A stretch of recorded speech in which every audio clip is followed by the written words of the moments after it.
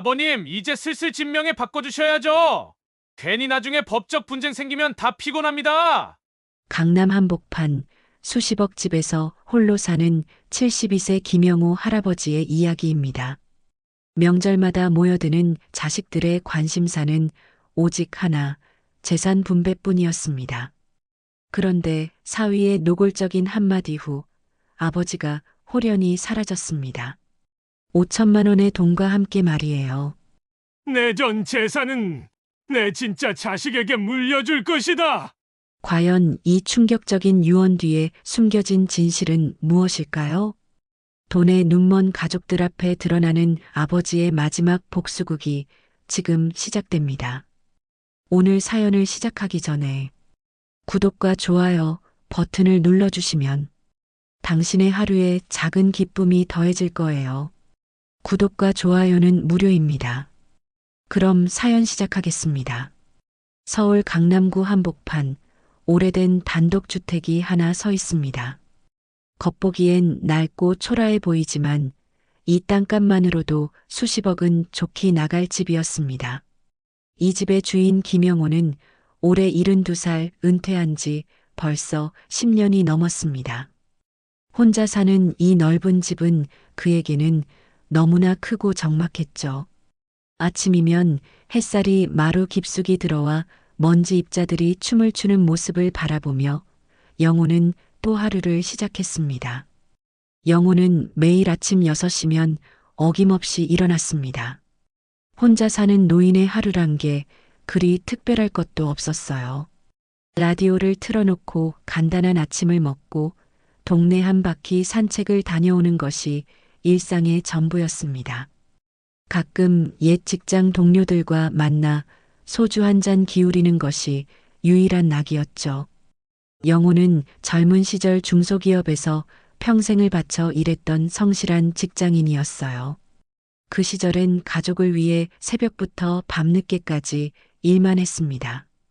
아이들과 함께 보낸 시간보다 회사에서 보낸 시간이 훨씬 많았죠. 그때는 그게 가장의 도리라고 생각했어요. 돈을 벌어야 가족이 행복할 수 있다고 믿었던 순진한 시절이었습니다. 회사에서 정년퇴직을 하고 나서야 영호는 깨달았어요.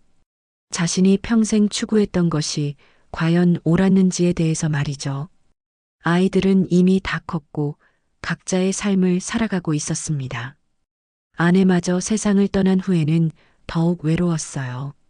그때서야 영호는 가족과의 시간이 얼마나 소중한지 알게 되었지만 이미 늦었습니다. 하지만 명절만 되면 이 조용한 집은 순식간에 북새통이 됩니다. 큰아들 민수와 둘째 아들 창수, 그리고 딸 수진까지 온 가족이 모여들죠. 겉으로는 화목해 보이는 가족이었습니다. 아들들은 아버지께 정중하게 인사를 드리고 며느리들은 음식 준비에 여념이 없었어요. 사위 민철도 장인어른께 술을 따라드리며 공손함을 보였습니다. 손자 손녀들도 할아버지를 반갑게 맞아주었고 집안은 웃음소리로 가득했죠. 그런데 영호는 알고 있었습니다. 이들이 모일 때마다 주고받는 시선들, 그 속에 담긴 계산적인 마음을요. 대화는 늘 비슷했어요. 처음에는 안부를 묻고 자식들 이야기를 하다가 어느새 화제는 집 이야기로 넘어갔습니다. 마치 정해진 수순처럼 말이에요. 아버지, 요즘 부동산 값이 또 올랐다던데요. 큰아들 민수가 조심스럽게 운을 뗍니다.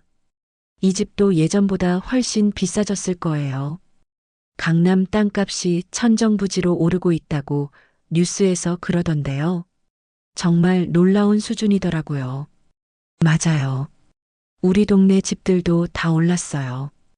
둘째 창수도 거들었습니다. 아버지, 혹시 집 관리는 어떻게 하실 생각이세요? 요즘엔 상속 관련해서도 미리미리 준비해야 한다고 하던데요. 세무사 친구가 그러는데 정말 복잡하다고 하더라고요. 며느리들은 서로 눈치를 보며 가만히 있었지만 그 표정에서는 긴장감이 역력했어요. 특히 큰 며느리와 둘째 며느리 사이에는 묘한 경쟁 의식이 흘렀습니다. 누가 시아버지의 마음을 더 얻을지, 누가 더 많은 몫을 차지할지에 대한 무언의 신경전이었죠. 큰 며느리는 평소 시아버지 건강을 세심하게 챙기며 자신의 존재감을 드러내려 했고, 둘째 며느리는 요리 솜씨로 승부를 보려고 했습니다. 시아버지가 좋아하는 음식을 기억해 두었다가 명절 때마다 정성스럽게 준비해 오곤 했어요. 사위 민철은 좀 더 직설적이었습니다. 장인어른, 요즘 상속세도 많이 바뀌었다고 하던데 미리미리 준비하시는 게 좋지 않을까요? 괜히 나중에 세금 많이 나오면 손해잖아요. 제가 부동산 쪽 일을 하다 보니까 이런 얘기를 자주 듣게 되는데 정말 중요한 문제더라고요. 특히 이런 좋은 입지의 집은 더욱 그렇죠. 영호는 이런 말들을 들을 때마다 속으로 쓴웃음을 지었습니다. 자식들의 효성이 아니라 재산에 대한 관심이라는 걸 너무나 잘 알고 있었거든요. 하지만 모른 척 했어요. 나이 든 아버지의 체면이라는 게 있었으니까요. 그리고 혹시나 하는 마음도 있었습니다. 언젠가는 자식들이 진정으로 자신을 걱정하는 마음을 보여주지 않을까 하는 희망이요. 하지만 그 희망은 매번 실망으로 바뀌었습니다. 그래. 나도 생각해보고 있다. 영호는 언제나 이렇게 얼버무렸습니다. 그러면서도 마음 한편으로는 서글픔이 밀려왔어요. 자신이 평생 애써서 모은 재산이 가족들에게는 그저 나눠 가져야 할 몫으로만 여겨지는 게 안타까웠습니다. 이 집 한 채를 마련하기 위해 얼마나 많은 밤을 새우며 일했는지, 얼마나 많은 것들을 포기했는지를 자식들은 알까요? 그러면 자식들은 안도의 표정을 지었죠. 아직은 아버지가 정신이 또렷하다는 안도감과 함께 언젠가는 이 집이 자신들 몫이 될 거라는 기대감이 섞인 표정이었어요. 특히 민수와 창수는 서로 눈빛으로 견제하는 모습이 역력했습니다. 형제지만 재산 앞에서는 경쟁자가 되어버린 거죠. 그 모습을 지켜보는 영호의 마음은 착잡했습니다. 명절이 끝나고 자식들이 돌아가면 영호는 다시 혼자가 됩니다. 텅 빈 집안에서 그는 가끔 생각했어요. 과연 자신이 기른 자식들이 진정 자신을 사랑하는 건지 아니면 이 집과 재산만 바라보는 건지를요. 아내가 세상을 떠난 후 10년 동안 혼자 살면서 이런 생각은 더욱 깊어져 갔습니다. 가끔은 아내가 그립기도 했어요. 적어도 아내는 자신을 진심으로 사랑해 주었으니까요. 그런 생각을 하면서도 영호는 자식들을 원망하지는 않았습니다. 세상이 각박해졌고 살아가기 어려워진 건 사실이니까요. 집값은 오르고 물가는 치솟는데 젊은 사람들이 힘들어하는 건 당연했어요. 자식들도 각자의 삶이 있고 각자의 고민이 있을 테니까요. 다만 가끔은 진정한 마음으로 자신을 찾아오는 사람이 있었으면 하는 바람이 있었을 뿐입니다. 돈이 아닌 정으로 다가오는 사람이 있다면 얼마나 좋을까 하는 생각을 하며 영호는 오늘도 긴 하루를 마무리했습니다. 추석이 다가왔습니다. 올해도 어김없이 영호의 집에는 온 가족이 모여들었어요. 큰아들 민수 가족, 둘째 창수 가족, 그리고 막내딸 수진 부부까지 말이죠. 집안은 북적북적했고 아이들의 웃음소리가 곳곳에서 들려왔습니다. 며느리들은 부엌에서 분주히 음식을 준비하고 있었고 아들들은 거실에서 아버지와 담소를 나누고 있었어요. 손자, 손녀들은 할아버지를 둘러싸고 앉아서 학교 이야기며 친구들 이야기를 신나게 들려주었습니다. 영호는 언제나처럼 자식들을 반갑게 맞아주었습니다. 하지만 마음 한편으로는 또 시작되겠구나 하는 생각이 들었어요. 과연 오늘은 누가 먼저 재산 이야기를 꺼낼까 하는 궁금증도 있었죠. 지난번 명절에도 그랬고 그 전 명절에도 그랬으니까요. 마치 정해진 수순처럼 누군가는 반드시 그 이야기를 꺼내곤 했습니다. 그런 생각을 하고 있는데 막내 사위 민철이 소주를 따라주며 말을 꺼냈습니다. 장인어른, 올해도 건강하게 명절을 맞이하셔서 정말 다행입니다. 민철은 정중하게 인사를 드렸어요. 그런데 장인어른, 요즘 부동산 시장이 정말 급변하고 있더라고요. 특히 강남 지역은 더욱 그렇고요. 제가 일하면서 보니까 정말 하루가 다르게 변하고 있어요. 영호는 고개를 끄덕이며 대답했습니다. 그런가? 나는 잘 모르겠더라. 요즘엔 뉴스도 복잡해서 이해하기가 어려워. 그러게 말입니다. 큰아들 민수도 거들었어요. 아버지께서 혼자 계시니까 이런 복잡한 일들은 모르시는 게 당연하죠.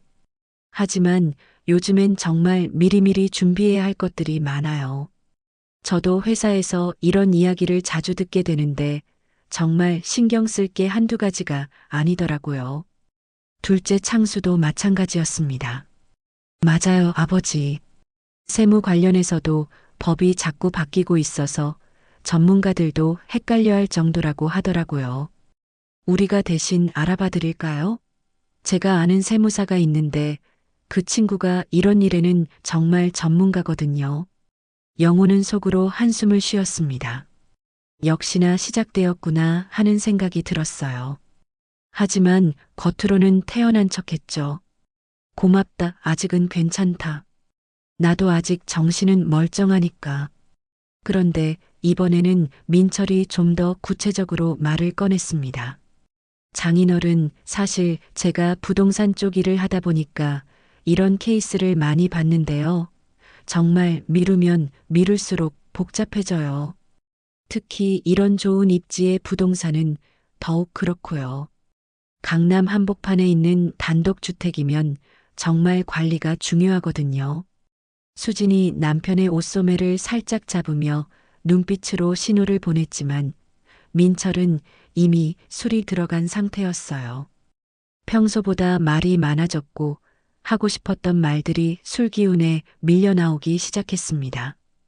평소에는 조심스럽게 돌려서 말했던 것들을 이제는 직설적으로 표현하기 시작한 거죠.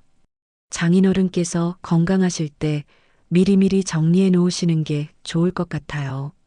솔직히 말씀드리면 나중에 법적 분쟁이라도 생기면 정말 피곤해지거든요. 형제들끼리 싸우는 경우도 정말 많이 봤어요. 처음에는 사이좋게 지내다가도 재산 문제 때문에 원수가 되는 경우가 허다하거든요. 민철의 목소리에는 점점 확신이 실리기 시작했어요. 다른 가족들의 표정이 굳어지기 시작했습니다. 민수와 창수는 서로 눈을 마주치며 무언의 대화를 나누었고 며느리들도 부엌에서 일손을 멈추고 귀를 기울이고 있었어요. 분위기가 미묘하게 변하고 있었죠. 아이들도 어른들의 분위기가 이상하다는 걸 눈치채고 조용해지기 시작했습니다. 민철은 계속해서 말을 이어갔습니다. 요즘 상속세율도 올라갔고 부동산 가격도 계속 오르고 있잖아요. 지금 시점에서 명의 이전을 해놓으시면 세금도 절약하고 나중에 복잡한 절차도 피할 수 있을 것 같은데요. 제가 계산해 봤는데 정말 엄청난 차이가 나더라고요. 영호는 잔을 들고 있던 손을 천천히 내려놓았습니다. 지금까지 이런 말들을 듣기는 했지만 이렇게 직접적으로 말하는 사람은 처음이었어요. 가족들의 시선이 모두 자신에게 집중되는 것을 느꼈습니다. 마치 자신이 법정에 선 피고가 된 기분이었어요. 민철아. 영호의 목소리에는 평소와 다른 무게감이 실려 있었어요. 내 말이 틀린 건 아니지만 그런 일은 신중하게 생각해야 하는 거야. 하루아침에 결정할 일이 아니거든. 나도 이렇게 멀쩡히 살아있는데 자꾸 그런 얘기를 하면은. 하지만 민철은 멈추지 않았습니다. 오히려 더욱 열을 올리기 시작했어요. 술기운이 돌면서 평소 억눌렀던 속마음이 터져나오기 시작한 거죠. 아니, 장인어른. 저희가 걱정해서 드리는 말씀인데요. 정말 지금이 타이밍이에요. 부동산 시장이 언제 어떻게 될지 모르잖아요. 지금은 그렇게 가진 거 있어서 어깨 펴고 사시지만 사람 일 어떻게 될지 모릅니다. 그 순간 민철이 술잔을 탁 내려놓으며 결정적인 말을 내뱉었습니다. 아버님, 이제 슬슬 진명에 바꿔주셔야죠. 괜히 나중에 법적 분쟁 생기면 다 피곤합니다. 그 순간 식탁 주변이 조용해졌습니다. 아이들의 웃음소리마저 멈춘 것 같았어요. 수지는 깜짝 놀라며 남편의 옷소매를 잡았지만 이미 늦었습니다. 모든 사람들이 충격을 받은 표정으로 민철을 바라보고 있었어요. 방금 전까지 화기애애했던 분위기가 순식간에 얼어붙었습니다. 민수가 먼저 입을 열었습니다. 민철이 형, 그런 말씀을 그렇게 직접적으로 하시면 어떻게 해요? 아버지께서 듣고 계시는데. 창수도 당황한 기색이 역력했어요. 그러게 말이에요. 아버지께서 판단하실 일이지 우리가 재촉할 일은 아니죠. 그런 식으로 말하면 안 되죠. 하지만 민철은 이미 돌이킬 수 없는 선을 넘어버렸습니다. 아니, 형님들도 속으로는 다 생각하고 계시잖아요. 왜 저만 나쁜 사람 만들어요? 다들 언젠가는 해야 할 얘기라고 생각하고 계시면서 왜 저만 욕해요? 그 말에 다른 가족들은 더욱 당황했어요. 사실이긴 했지만 그렇게 노골적으로 말할 일은 아니었거든요. 특히 영우 앞에서 그런 이야기를 하는 건 금기였는데 말이죠. 며느리들은 부엌에서 나와 어쩔 줄 몰라 하고 있었고 아이들은 어른들의 이상한 분위기를 감지하고 불안해하고 있었습니다. 영우는 한동안 아무 말도 하지 않았습니다. 그저 자신의 잔을 바라보며 깊은 생각에 잠겨 있었어요. 가족들은 모두 숨을 죽이고 영우의 반응을 기다렸습니다. 평소 온화했던 아버지가 어떤 반응을 보일지 궁금하면서도 두려웠거든요. 이런 상황은 처음이라 누구도 어떻게 해야 할지 몰랐어요. 한참 후에 영우가 천천히 고개를 들었습니다. 그래, 민철이 말이 맞을 수도 있겠다. 나도 나이가 들었으니까 미리미리 준비해야겠지. 고마워, 걱정해줘서. 가족들은 안도의 한숨을 쉬었어요. 다행히 아버지가 화를 내지 않으셨구나 하는 생각이 들었거든요. 하지만 영호의 마음속에는 다른 생각이 자리 잡고 있었습니다. 이제 정말로 결심을 해야겠다는 생각이요. 그날 밤 가족들이 모두 잠든 후 영호는 홀로 거실에 앉아 있었습니다. 민철의 말이 계속 머릿속을 맴돌았어요. 결국 자식들에게 자신은 그저 재산을 물려줄 사람일 뿐이었구나 하는 생각이 들었습니다. 그동안 품고 있던 마지막 희망마저 사라진 기분이었어요. 영호는 천천히 일어나 안방으로 향했습니다. 장롱 깊은 곳에서 낡은 도장을 꺼내 들었어요. 이 도장 하나가 자신의 모든 것을 좌우하는구나 하는 생각이 들었습니다. 그리고 마음속으로 결심했어요. 이제 정말로 무언가를 해야겠다고 말이죠. 다음 날 아침 가족들이 일어났을 때 영호는 이미 집을 나간 후였습니다. 탁자 위에는 간단한 쪽지 하나만 남겨져 있었어요. 잠깐 외출합니다라고 쓰여진 짧은 메모였죠. 하지만 그 누구도 이것이 단순한 외출이 아니라는 걸 예상하지 못했습니다. 영우가 사라진 지 하루가 지났습니다. 처음에는 그저 산책을 나간 것으로 생각했던 가족들이었지만 해가 지고 밤이 되어도 돌아오지 않자 불안해지기 시작했어요. 수진이 제일 먼저 걱정을 표했습니다. 아버지가 이렇게 늦도록 안 들어오신 적이 없는데요. 혹시 어디서 무슨 일이라도 당하신 건 아닐까요? 수진의 목소리에는 진짜 걱정이 섞여 있었어요. 평소 영호는 해가 지기 전에는 반드시 집에 들어오는 규칙적인 생활을 했거든요. 민수와 창수도 마찬가지였습니다. 평소 규칙적이던 아버지가 이렇게 연락도 없이 사라진 건 처음이었거든요. 아버지 휴대폰도 안 받으시고 도대체 어디 가신 거야? 민수가 다시 한번 전화를 걸어봤지만 여전히 받지 않았어요. 민철은 내심 불안했어요. 어제 자신이 너무 직접적으로 말한 게 아닌가 하는 생각이 들었거든요. 혹시 장인어른이 자신의 말에 상처를 받아서 집을 나가신 건 아닐까 하는 죄책감이 밀려왔습니다. 하지만 진짜 문제는 그 다음날 아침에 발생했습니다. 창수가 급하게 모든 가족들을 불러 모았어요. 그의 얼굴에는 충격과 당황스러움이 뒤섞여 있었습니다. 형, 수진아, 그리고 민철이 형까지 모두 와보세요. 큰일 났어요. 창수의 목소리가 떨리고 있었어요. 무슨 일인데 그래? 민수가 다급하게 물었습니다. 창수는 은행에서 받아온 서류를 테이블 위에 펼쳐놓았어요. 아버지가 어제 은행에 다녀가셨어요. 그런데 계좌에서 돈이 많이 빠져나갔더라고요. 얼마나? 수진이 불안한 표정으로 물었습니다. 5천만 원이요. 창수의 대답에 모든 사람들이 경악했어요.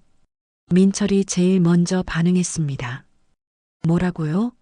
5천만 원을 어디에 쓰신 거예요? 아버님이 갑자기 그렇게 큰 돈을 인출하실 이유가 있나요? 민수도 당황했어요. 어디 돈 쓰실 데도 없는 양반이 아버지가 혼자서 그런 큰 결정을 하실 리가 없는데 혹시 누가 속인 건 아닐까? 그런데 더 충격적인 사실이 밝혀졌습니다. 창수가 조사해 본 결과 영호가 단순히 돈만 인출한 게 아니라 부동산 등기소에도 다녀왔다는 것이었어요. 등기소에서 뭘 하셨는지는 모르겠지만 분명히 뭔가 서류 작업을 하신 것 같아요. 창수가 떨리는 목소리로 말했습니다. 이때 민철의 표정이 변했어요. 어제 자신이 한 말 때문에 아버지가 갑작스럽게 행동에 나선 것 같다는 생각이 들었거든요. 하지만 겉으로는 다른 걱정을 표현했습니다. 혹시 아버님이 사기를 당하신 건 아닐까요? 요즘 노인분들을 대상으로 한 사기가 정말 많잖아요. 부동산 투자라며 접근해서 돈을 빼가는 경우도 있고요. 아, 그 보이스피싱일 수도 있고. 수진이 눈물을 글썽이며 말했어요. 어떻게 이런 일이 생길 수 있어요? 아버지가 그렇게 조심스러우신 분인데. 바로 그때 동네 슈퍼 아주머니가 찾아왔습니다. 평소 영우와 안면이 있던 분이었어요. 김 선생님 댁에 무슨 일 있나 해서 왔어요. 어젯밤에 좀 이상한 일이 있었거든요. 가족들이 모두 아주머니를 둘러쌌습니다. 무슨 일이 있었는데요? 어젯밤 10시쯤이었나? 김 선생님이 낯선 남자랑 만나고 계시더라고요. 슈퍼 앞 골목에서 말이에요. 아주머니의 말에 가족들의 표정이 더욱 굳어졌어요.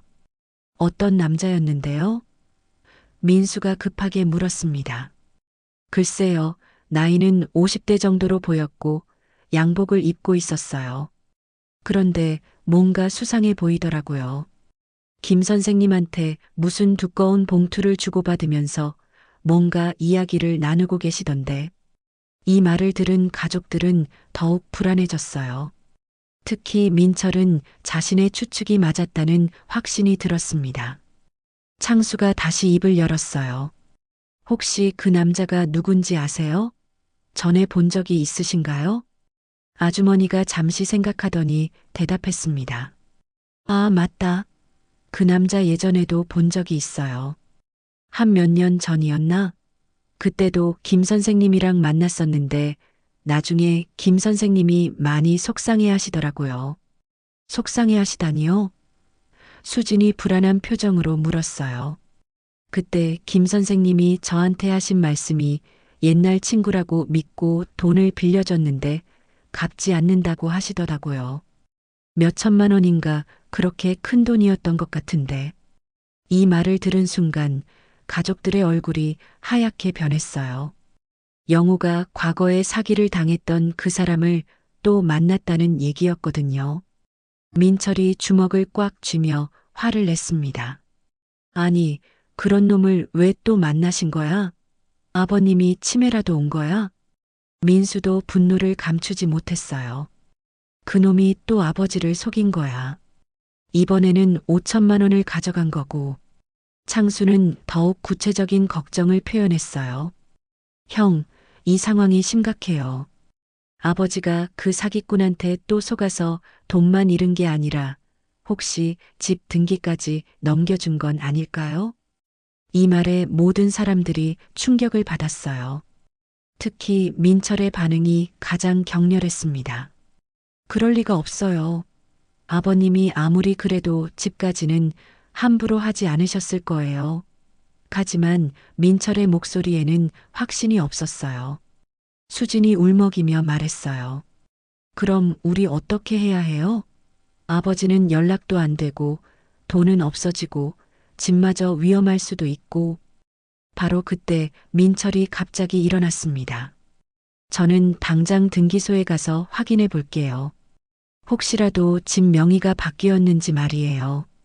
민수와 창수도 따라 나서겠다고 했지만 민철이 먼저 나가버렸어요. 사실 민철의 마음속에는 다른 계산이 있었습니다. 만약 정말로 아버지가 사기를 당해서 집까지 잃게 된다면 이 기회에 자신이 나서서 문제를 해결하고 나중에 집을 자신의 명의로 돌려받을 수도 있겠다는 생각이었어요. 한편 남은 가족들은 계속해서 영호의 행방을 찾으려고 노력했습니다. 동네 곳곳을 다니며 영호를 봤다는 사람을 찾아다녔지만 별다른 소득은 없었어요. 그런데 저녁 무렵 민철이 등기소에서 돌아왔을 때의 표정은 더욱 심각했습니다. 다른 가족들이 모두 모인 자리에서 민철이 입을 열었어요. 집 등기는 아직 그대로예요. 다행히 명예 변경은 없었어요. 가족들이 안도의 한숨을 쉬려는 순간 민철이 계속 말했습니다. 하지만 아버님이 뭔가 다른 서류를 준비하고 계신 것 같아요.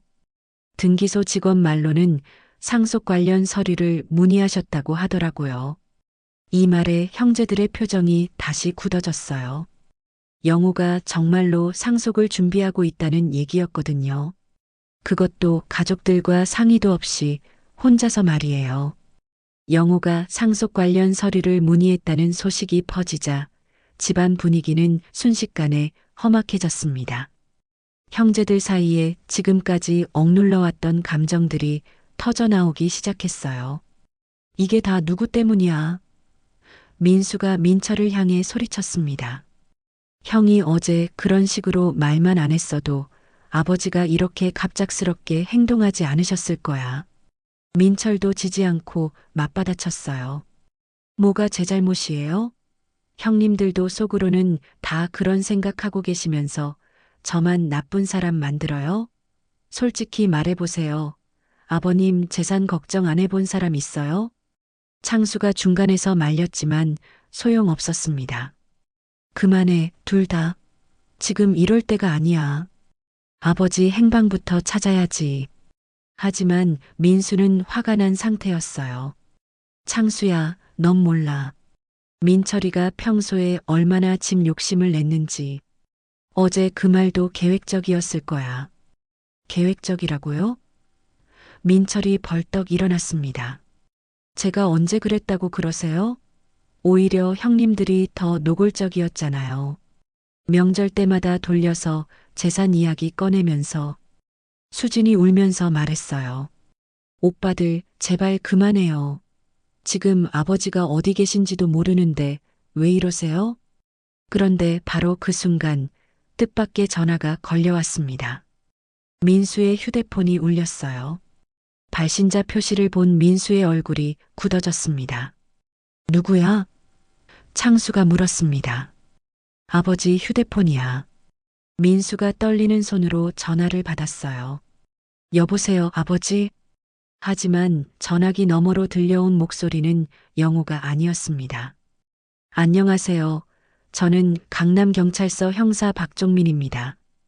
혹시 김영호 씨 가족분이신가요? 민수의 얼굴이 하얗게 변했어요. 네, 그렇습니다. 제가 큰아들인데요. 우리 아버지가 어떻게 됐나요? 일단 안심하세요. 김영호 씨는 안전합니다.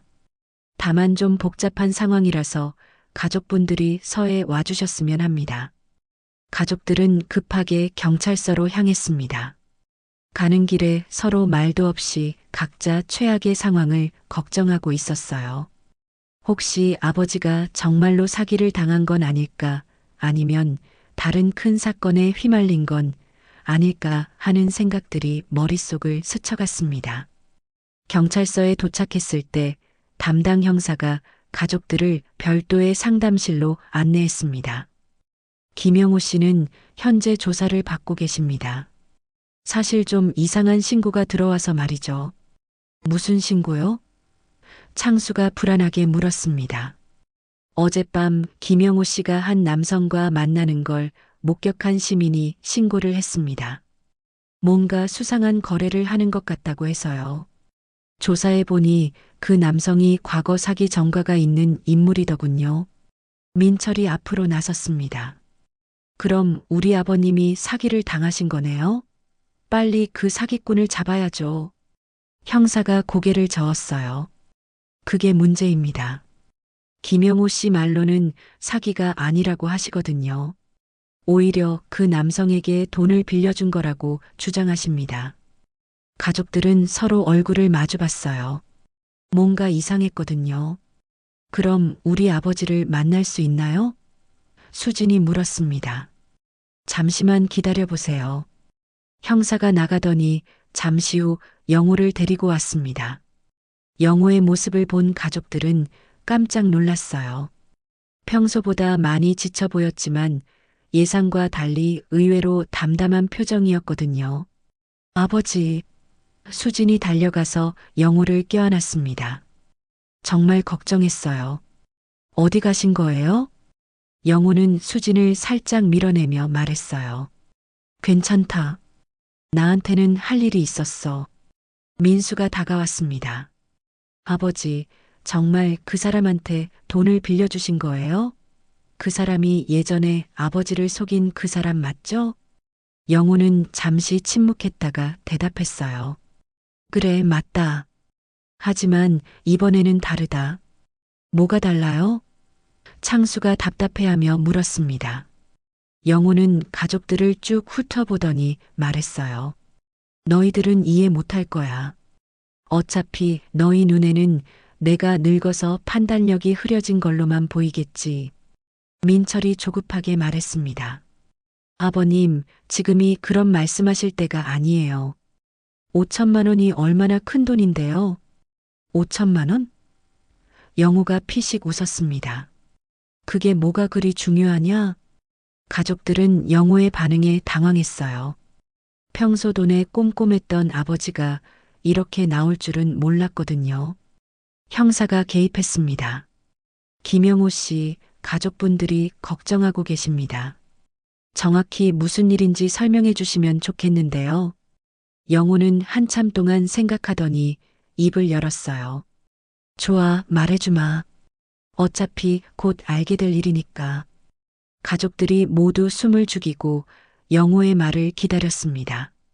그 사람 이름은 강태식이야.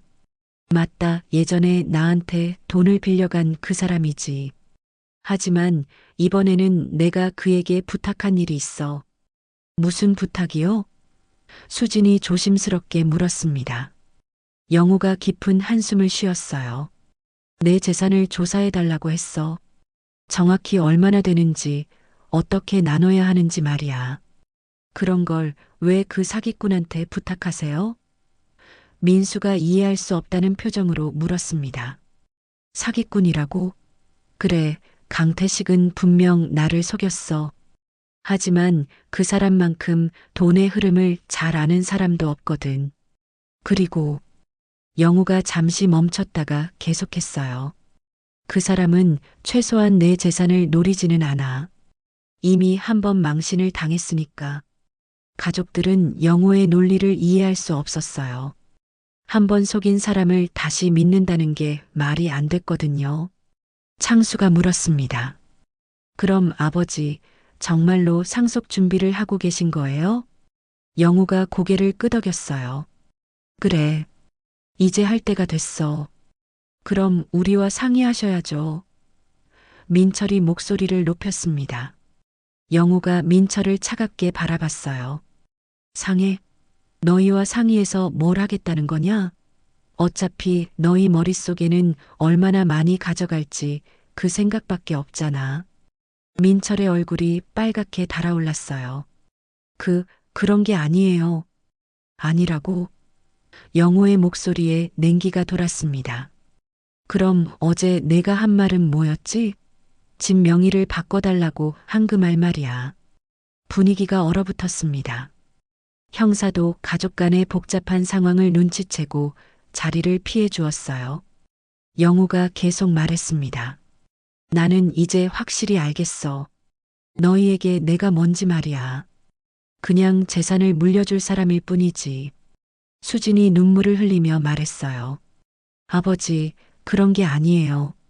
저희가 정말 아버지를 사랑해요. 영호가 쓸쓸하게 웃었습니다. 사랑? 그래, 너희가 사랑하는 건 내가 아니라 내 재산이겠지.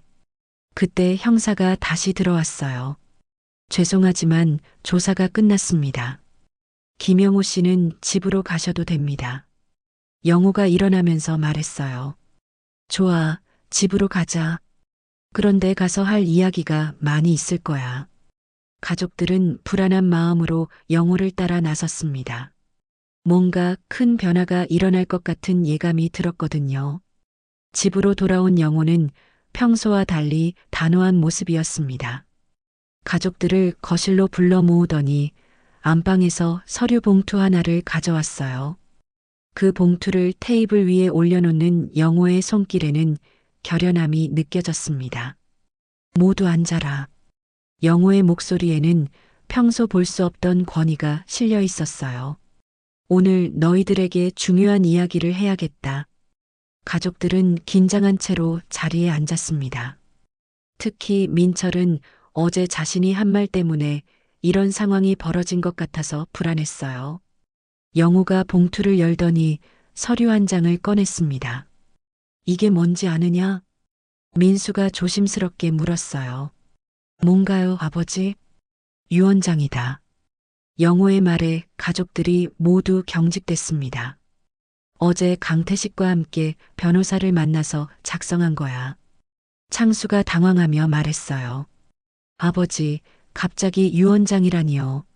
아직 건강하시잖아요. 영호가 쓴웃음을 지었습니다. 건강하다고? 아니야, 창수야. 내 마음은 이미 많이 아파 있어. 어제 민철이가 한 말을 듣고 나서 말이야. 민철이 얼굴이 빨갛게 달아올랐어요. 아버님, 제가 어제 실수했습니다. 술을 마셔서 그런 말을. 실수? 영호가 민철을 날카롭게 바라봤습니다. 아니야, 민철아. 그건 실수가 아니라 너희들의 진심이었어. 평소에 속으로 생각하던 걸 술김에 솔직하게 말한 거지. 수진이 눈물을 글썽이며 말했어요. 아버지, 저희가 그런 마음이 아니에요. 정말 아버지를 걱정해서. 걱정? 영호가 냉소적으로 웃었어요. 너희가 걱정하는 건 내가 아니라 내 재산이잖아. 솔직히 말해봐라, 수진아. 내 남편이 어제 한 말에 대해서 어떻게 생각하느냐? 수진은 아무 말도 할 수 없었어요. 사실 남편의 말이 너무 직설적이긴 했지만 아주 틀린 말은 아니라고 생각했거든요. 영호가 유언장을 들어 올렸습니다. 그래서 결정했다. 내 재산을 어떻게 처리할지 말이야. 민수가 떨리는 목소리로 물었어요. 어떻게 하시겠다는 거예요? 먼저 이 집부터 이야기해보자. 영호가 천천히 말했습니다. 이 집의 상속자는 수진이다. 순간 거실이 조용해졌습니다. 민수와 창수는 믿을 수 없다는 표정이었고 민철은 충격으로 입을 벌리고 있었어요. 아버지, 뭐라고 하신 거예요? 민수가 다시 물었습니다. 잘 들었어. 이 집은 수진이에게 물려준다. 영호가 단호하게 말했어요. 창수가 벌떡 일어났습니다. 아버지, 그럴 수는 없어요. 저희는 아들인데 왜 수진이한테만? 왜? 영호가 창수를 쳐다봤습니다. 아들이라고 해서 무조건 재산을 받아야 한다는 법이 있더냐? 민철이 분노를 참지 못하고 소리쳤어요. 이건 말이 안 돼요. 수진이는 시집간 딸이잖아요. 아들들을 두고 딸한테 집을 물려준다는 게 어디 있어요? 영우가 민철을 차갑게 바라봤습니다. 너는 말할 자격도 없어. 어제 그렇게 집 명의를 바꿔달라고 재촉했으면서. 그건 그렇지만 민철이 말끝을 흐렸어요. 그렇지만 뭐. 영우의 목소리가 더욱 차가워졌습니다. 너는 처음부터 이 집을 내 것으로 만들 생각이었지? 수진이를 이용해서 말이야. 민철의 얼굴이 하얗게 변했어요. 영우가 자신의 속셈을 꿰뚫어 보고 있다는 걸 깨달았거든요.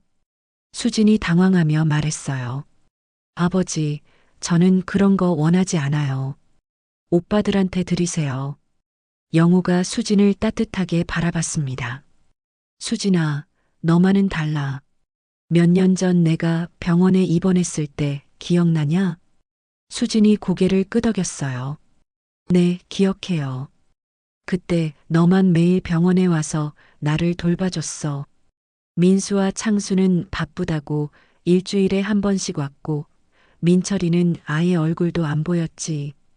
영호의 목소리에 감정이 실렸어요. 민수가 변명했습니다. 아버지, 그때 저희도 회사 일이 너무 바빠서. 바빠서? 영호가 민수를 째려봤어요. 아버지가 죽을 뻔했는데 회사 일이 더 중요했다는 거냐? 민수는 아무 말도 할 수 없었어요. 영호가 계속 말했습니다. 그뿐만 아니야. 수진이는 그때 병원비까지 대신 내줬어. 자기 적금을 깨서 말이야. 이 말에 민철의 얼굴이 더욱 일그러졌어요. 그때 자신은 도박비 때문에 병원비를 낼 여유가 없었거든요. 그래서 그때 생각했어. 진짜로 나를 생각해주는 건 수진이뿐이구나 하고 말이야. 영호의 목소리가 떨렸어요. 창수가 필사적으로 말했어요. 아버지, 그럼 저희는 어떻게 해요? 평생 이 집에서 살았는데. 걱정 마라.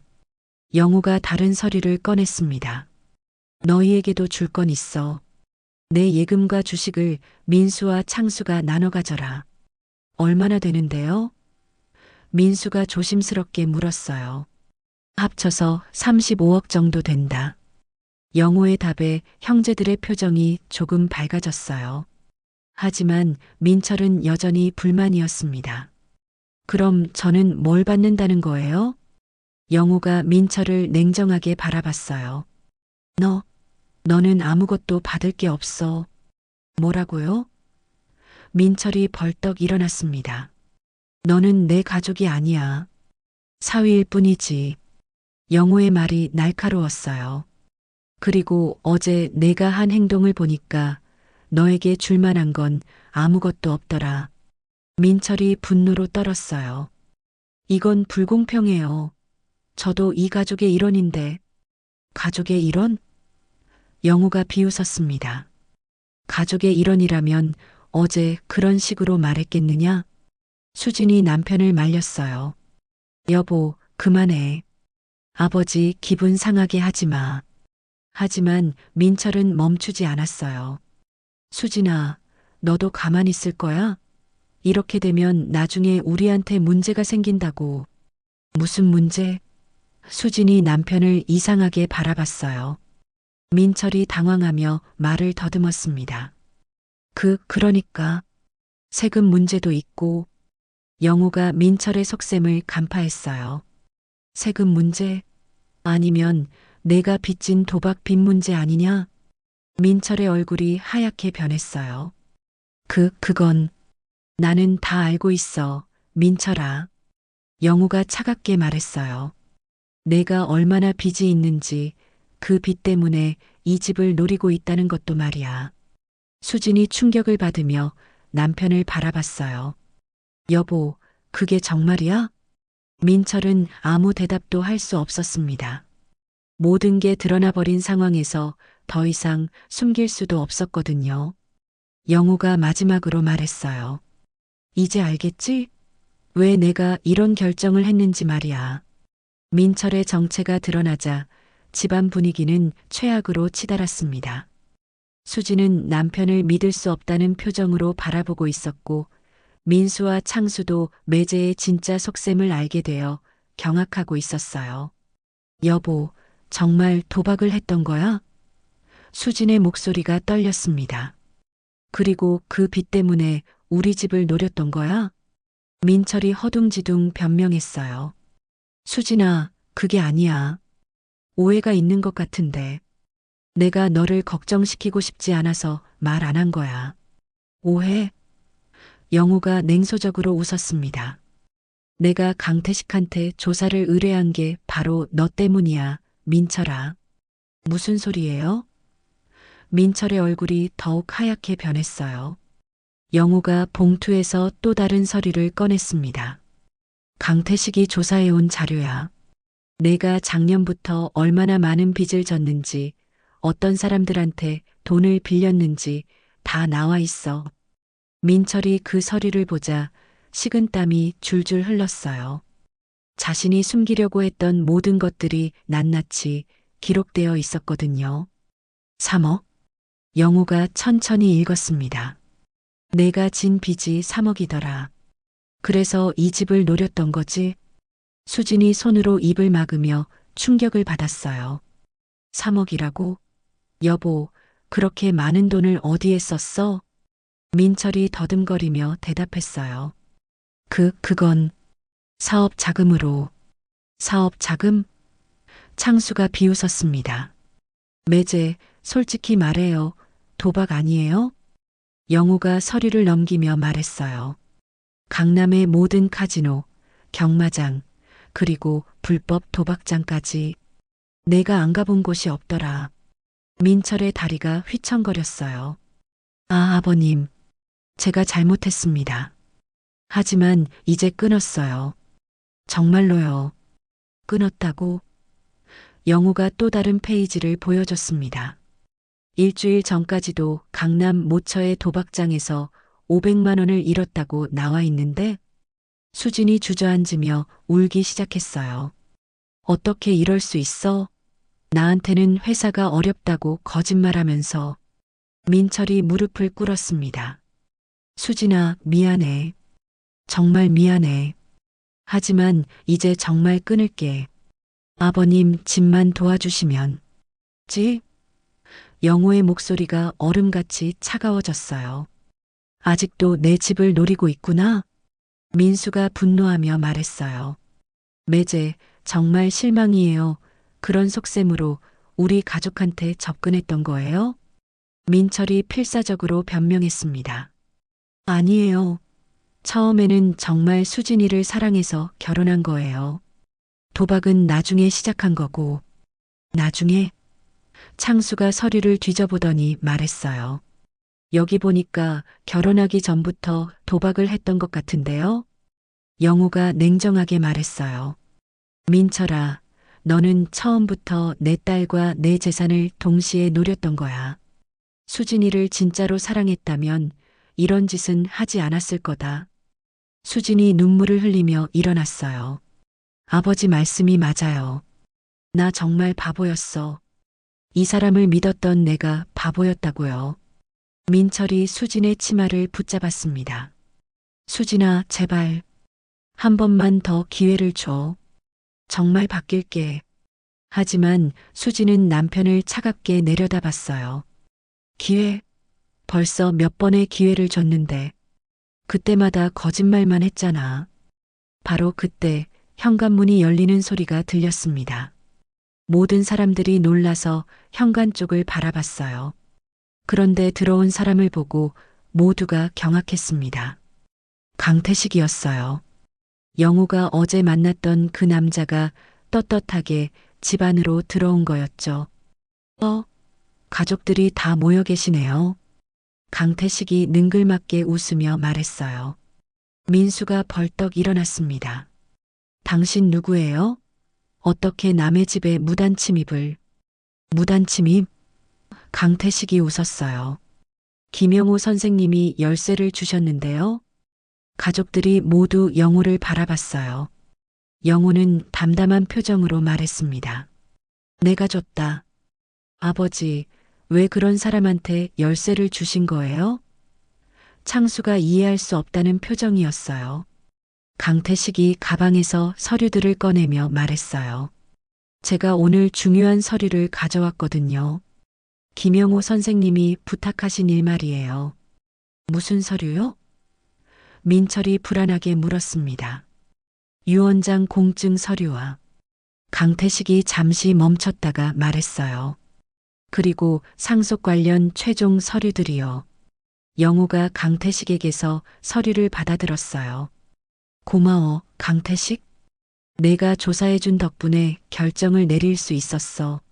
강태식이 민철을 쳐다보며 의미심장한 미소를 지었어요. 특히 민철 씨 관련 자료가 아주 흥미로웠어요. 민철이 강태식에게 다가가며 위협적으로 말했어요. 당신 뭐 하는 거예요? 남의 사생활을 조사해서. 사생활? 강태식이 비웃었어요. 도박 빚이 사생활이에요? 그럼 빚쟁이들한테 쫓기는 것도 사생활이겠네요? 이 말에 수진이 또 충격을 받았어요. 빚쟁이들한테 쫓긴다고? 여보, 그것까지 숨겼던 거야? 민철이 당황하며 말했어요. 그건 아직 해결 중이야. 강태식이 조롱하듯 말했어요. 해결 중이라고요? 지난주에 집 앞에서 기다리고 있던 그 사람들이 해결 중인 거예요? 민수와 창수가 서로 바라봤어요. 매제의 상황이 생각보다 훨씬 심각하다는 걸 깨달았거든요. 영호가 새로운 서류를 펼쳐 보이며 말했어요. 이게 최종 유언장이야. 방금 공증까지 끝냈어. 가족들이 모두 그 서류를 바라봤어요. 하지만 내용을 보고 모두가 경악했습니다. 이게 뭐예요? 수진이 떨리는 목소리로 물었어요. 영호가 차분하게 말했어요. 수진아, 미안하다. 내가 너에게 거짓말을 했어. 무슨 거짓말이요? 민수가 급하게 물었습니다. 이 집과 모든 재산의 상속자는 수진이가 아니야. 영호의 말에 모든 사람들이 충격을 받았어요. 그럼 누구요? 창수가 다급하게 물었습니다. 영호가 깊은 한숨을 쉬며 말했어요. 너희들이 모르는 사람이 있어. 너희들의 형이자 내 첫째 아들 말이야. 거실이 순식간에 조용해졌습니다. 모든 사람들이 영호의 말을 이해할 수 없다는 표정이었어요. 첫째 아들이라니요? 민수가 더듬거리며 물었어요. 저희한테 형이 있다는 거예요? 영호가 고개를 끄덕였어요. 그래. 너희들이 태어나기 전에 버려둔 아이가 있어. 영호의 폭탄 선언에 온 가족이 멘붕에 빠졌습니다. 숨겨진 첫째 아들이 있다는 말에 아무도 입을 열지 못했어요. 민수가 제일 먼저 정신을 차리고 말했습니다. 아버지, 그게 무슨 말씀이에요? 저희한테 형이 있다니요? 어머니는 뭐라고 하셨어요? 영호의 표정이 어두워졌어요. 너희 어머니도 몰랐어. 내가 혼자 숨겨온 비밀이야. 창수가 떨리는 목소리로 물었어요. 그럼 그 형이라는 사람은 지금 어디 있는 거예요? 곧 만나게 될 거야. 영호가 시계를 보며 말했습니다. 아마 지금쯤 오고 있을 거다. 수진이 당황하며 말했어요. 아버지, 이해가 안 돼요. 왜 지금까지 숨기셨어요? 그리고 갑자기 왜? 왜냐하면 영호가 깊은 한숨을 쉬었어요. 그 아이가 내가 진짜로 자랑스러워하는 유일한 아들이거든. 민수와 창수의 얼굴이 상처받은 표정으로 변했어요. 아버지의 말이 너무 충격적이었거든요.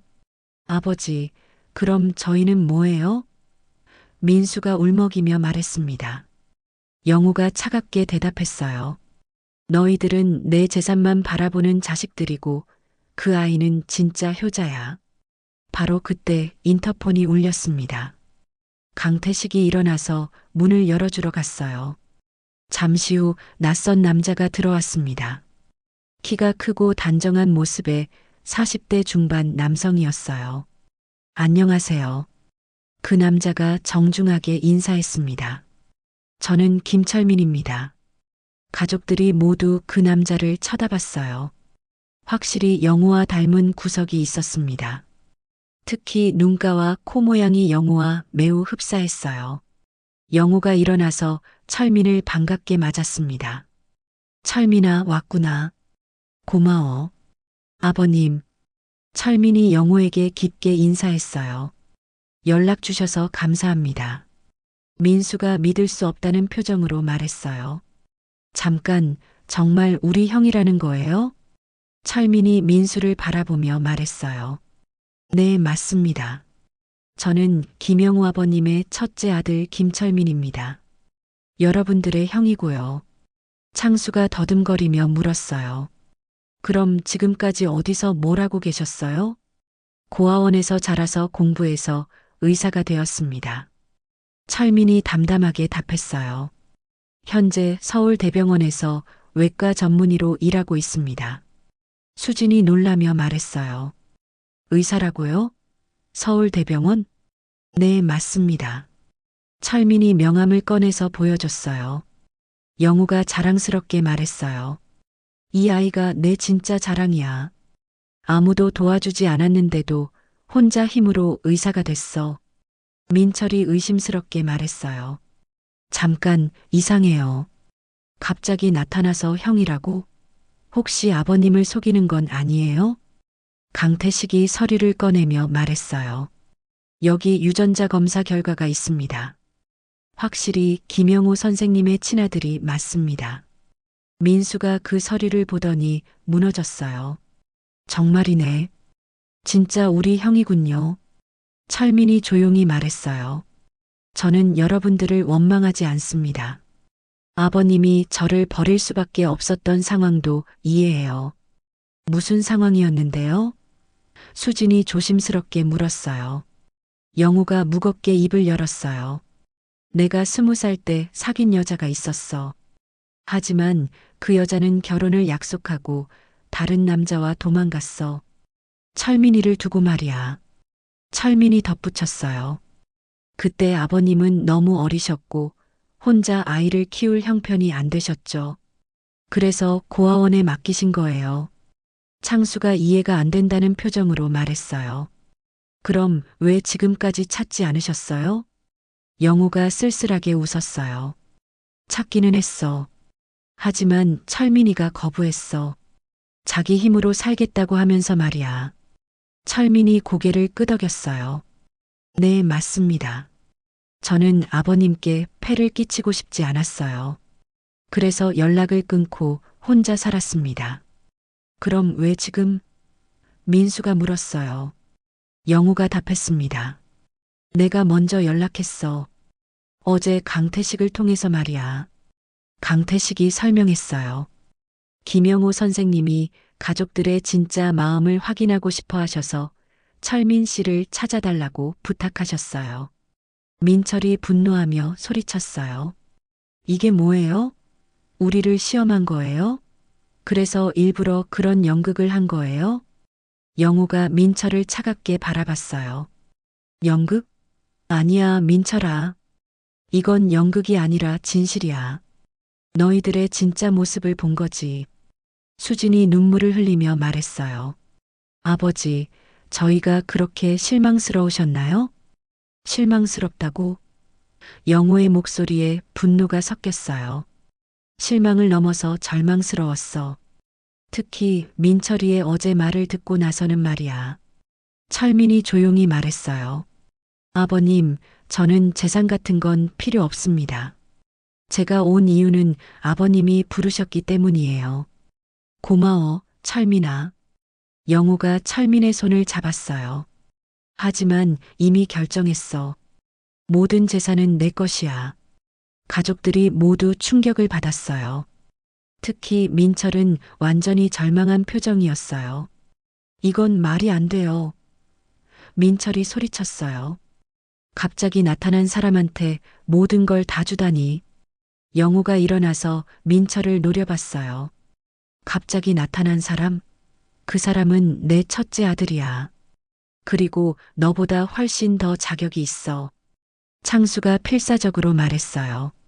아버지, 그래도 저희는 평생 아버지의 아들로 살았잖아요. 이건 너무하세요. 평생? 영우가 비웃었어요. 너희들이 나를 아들로 대한 적이 언제 있었느냐? 언제나 재산 이야기만 했잖아. 철민이 가족들을 바라보며 말했어요. 여러분, 저는 정말 재산에 관심이 없습니다. 아버님과 다시 만날 수 있어서 기쁠 뿐이에요. 민수가 철민에게 다가갔어요. 형님, 정말 우리를 이해해 주신다면 재산을 포기해 주세요. 우리는 그 돈이 정말 필요해요. 철민이 고개를 저었어요. 그건 제가 결정할 일이 아닙니다. 아버님이 결정하신 일이니까요. 바로 그때 영우가 갑자기 가슴을 움켜쥐며 쓰러졌습니다. 으악! 아버지! 모든 사람들이 달려갔어요. 철민이 즉시 영우의 상태를 확인했어요. 맥박이 불규칙해요. 즉시 병원으로 가야 합니다. 응급차가 오는 동안 철민이 응급처치를 했어요. 가족들은 모두 공황 상태였습니다. 아버님, 괜찮으세요? 수진이 울면서 말했어요. 영우가 힘겹게 말했어요. 철민아, 내 마지막 부탁이야. 내가 죽으면. 아버님, 그런 말씀 마세요. 철민이 말렸어요. 하지만 영우는 계속 말했어요. 내 진짜 유언은 변호사 금고 안에 있어. 그리고 영우는 의식을 잃었습니다. 병원 응급실에서 3시간을 기다린 끝에 철민이 나왔습니다. 가족들이 모두 일어나서 그를 둘러쌌어요. 철민의 표정이 무거웠습니다. 어떻게 됐어요? 수진이 떨리는 목소리로 물었어요. 심근경색이었습니다. 철민이 침착하게 말했어요. 다행히 빠른 처치로 생명은 구했지만 상태가 좋지 않습니다. 의무기록을 보니 심장병 투병 기록이 있으신데 가족들은 모르고 계셨을까요? 이미 너무 많이 진행이 된 상태인데? 민수가 다급하게 물었어요. 뭐라고요? 그럼 어떻게 되는 거예요? 그럼 회복될 수 있나요? 철민이 고개를 저었어요. 솔직히 말씀드리면 어려울 것 같습니다. 나이도 있으시고 스트레스가 너무 컸던 것 같아요. 창수가 자책하며 말했어요. 우리 때문이에요. 우리가 아버지를 이렇게 만든 거예요. 그런데 바로 그때 간호사가 나와서 말했어요. 김영우 환자분이 깨어나셨는데 가족분들을 찾으신다고 합니다. 가족들이 모두 병실로 향했습니다. 영우는 산소 마스크를 쓰고 누워 있었지만 의식은 또렷했어요. 철민아, 영우가 힘겹게 말했습니다. 네, 아버님. 여기 있어요. 철민이 영우의 손을 잡았어요. 영우가 다른 가족들을 둘러보더니 말했어요. 다들 와줘서 고마워. 수진이 눈물을 흘리며 말했어요. 아버지, 죄송해요. 저희가 잘못했어요. 영우가 쓴웃음을 지었어요. 이제 와서 미안하다고? 너무 늦었어. 이제 난 가망이 없는 것 같구나. 민철이 무릎을 꿇으며 말했어요. 아버님, 정말 죄송합니다. 제가 모든 걸 잘못했어요. 민철아. 영우가 민철을 바라봤어요. 너는 내 딸을 사랑하지도 않았으면서. 민철이 흐느끼며 대답했어요. 아니에요, 아버님. 저는 정말 수진이를 사랑해요. 도박 때문에 정신을 잃었던 거예요. 영우가 고개를 저었어요. 사랑한다면 거짓말은 하지 않았을 거야. 그때 담당 의사가 들어와서 말했어요. 죄송하지만 환자분이 너무 무리하고 계십니다. 잠시 안정을 취하셔야. 하지만 영우가 손을 들어 말렸어요. 아니야. 마지막으로 할 말이 있어. 의사가 망설이다가 물러났어요. 영우가 힘을 내서 말했습니다. 변호사, 불러줘. 진짜 유언장을 공개해야 해. 1시간 후 변호사가 도착했습니다. 변호사는 금고에서 가져온 봉투를 열었어요. 이것이 김영호 선생님의 진짜 유언장입니다. 변호사가 엄숙하게 말했어요. 가족들이 모두 숨을 죽이고 들었습니다. 김영호 선생님의 전 재산은. 변호사가 잠시 멈췄다가 계속 읽었어요. 사회복지법인 고아원에 기부하며 가족들에게는 다음과 같이 남깁니다. 모든 사람들이 충격을 받았어요. 철민조차 놀란 표정이었습니다. 민수와 창수에게는 각각 5억 원씩, 수진에게는 8억 원과 내 집을 남깁니다. 그리고 김철민에게는. 변호사가 다시 멈췄어요. 김철민에게는 아버지로서의 사죄와 함께 의료봉사를 위한 기금으로 17억 원을 남깁니다. 철민이 눈물을 흘리며 말했어요. 아버님, 영우가 힘겹게 말했어요. 철민아, 미안했다. 너를 버린 것 평생 후회했어. 아버님, 저는 이해해요. 그때 상황을 알고 있어요. 철민이 영우의 손을 꼭 잡았어요. 변호사가 계속 읽었습니다. 그리고 민철에게는 아무것도 남기지 않으며 다음과 같은 메시지를 남깁니다. 민철의 얼굴이 하얗게 변했어요. 민철은 내 딸을 진정으로 사랑하지 않았으며 재산만을 노렸다.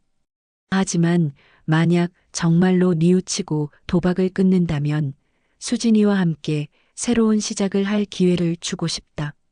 수진이 남편을 바라보며 말했어요. 여보, 정말 바뀔 수 있어? 민철이 고개를 끄덕이며 말했어요. 수진아, 이번에는 정말이야. 모든 걸 끊을게.